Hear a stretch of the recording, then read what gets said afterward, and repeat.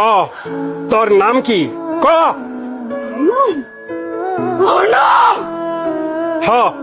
তোর নাম কি ক? কই থেকে আইসস? তেঁতুল গাছ থেকে আইসস?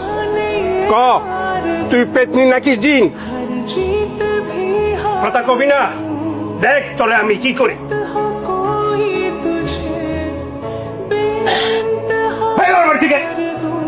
আরে ভাই, তোমার লাগে তো আমি তোর আমার লাগে দাঁড়া, তোর তোকে মাথা খারাপ হয়ে গেছে, হ্যাঁ? তোর বড় তোর পেটনি মাথা আমার খারাপ হয় নাই, আমার বউরে আমি দেখবো না। কি হলো? ওর কি হয়েছে? চলো তো ঘরে, চলো তো। কবি তোরে মনে জোর দিনে ধরছে, আল্লাহ জানে। আমি তাইলে আজ আপনারে সব সত্য কথা কইতেছি। সত্যি কথা? কি সত্যি কথা?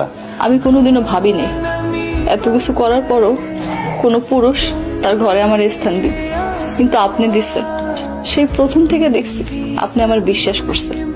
আমি এত কিছু করানোর পরও তুমি এত কিছু করছো মানে? আমার জীবনের একটা ঘটনা আছে, 1 বছর আগের ঘটনা। আমি এক দোকানে গেছিলাম কাপড় কিনতে, সেইখানে একটা ড্রেস ঘর ছিল, সেইখানে আমি কাপড় বদলাইতেছিলাম। কিন্তু তার কয়েকদিনের মাথায় এক লোক মোবাইলে আমার একটা ভিডিও দেখাইলো। কিন্তু বিশ্বাস করেন,